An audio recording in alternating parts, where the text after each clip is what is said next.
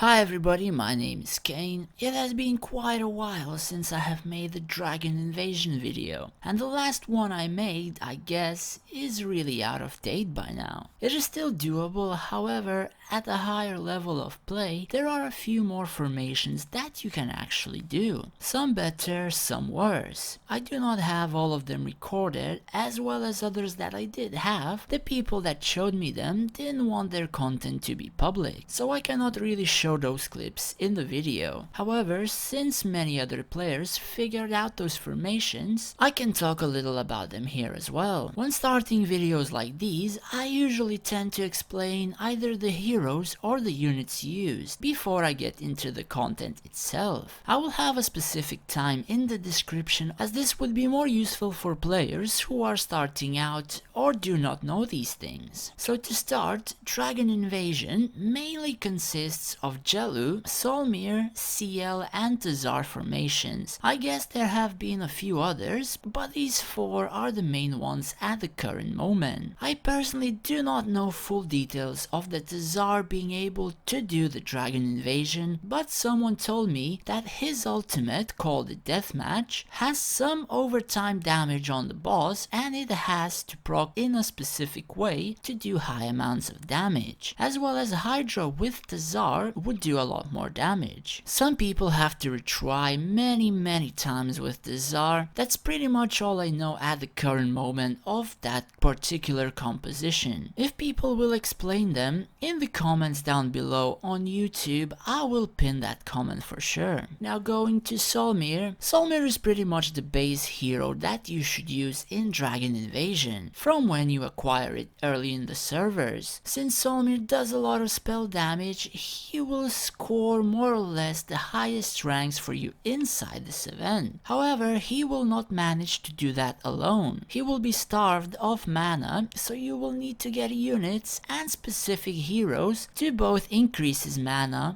regeneration, or reduce enemy magic resistance, as well as more units that will be able to do damage in this event. Currently known units that can do damage in this event are Giant, Devil, Berserker and Hydra. These four more or less do the damage at any level in the game. However, some units like Marksman and Wood Elf, when they awaken and scale to about level 80 or higher, start to do damage in this event. In some cases you can use Jellu in this event, but you will need Giant, as if Jellu frenzies a Giant, I think in some of the cases he can outdamage a Solmir that does not have most of his units in decent shape for the event. Again, these tips are more for the lower stages in the game. After this starts the higher level tips. On higher levels, Jello became the dominant hero of them all in the Dragon Invasion for quite a while. However, the Sword of Frost artifact has been released, and it looks like that even one proc of the Sword of Frost will reduce a lot of magic resistance on the Azure Dragon. And that resistance removal is permanent, so it never goes away. Or it does seem so in this clip here. This is not my attempt, as I do not have this artifact unlocked. A friend on our Moontree Discord recorded a clip and let me use it in this video. His Solmir's air arrow is doing pretty much about 4 or 5 times the damage of my own, which was kind of weird to me, and then it came to me that the resistance removal can be permanent, and I believe he did mention that the damage increases if he casts another Sword of Frost skill, but he has the artifact at level 1, thus it costs mana, so it is harder to score more damage if you need to cast spells on a mana hungry hero. CL, I heard, works exactly the same way. She does good damage without the Sword of Frost, but with it she can completely break the Azure Dragon. I have seen her score from 50 to 70 million in about 3 attempts combined without any hotspots, and I have seen some people score 100 million damage in 3 attempts, though not completely sure what hero they used, but my guess would be either CL or Solmir. And I also also do not know the level of the artifact they had, but more or less this artifact is pretty broken in this particular event. You do not need to rush this artifact, as there is another way you can score higher scores in this event, though you most likely won't be easily able to beat the Sword of Frost scores. Doable, but once they reach level 2 on it, I highly doubt it. What I meant by that is, you can use Jellu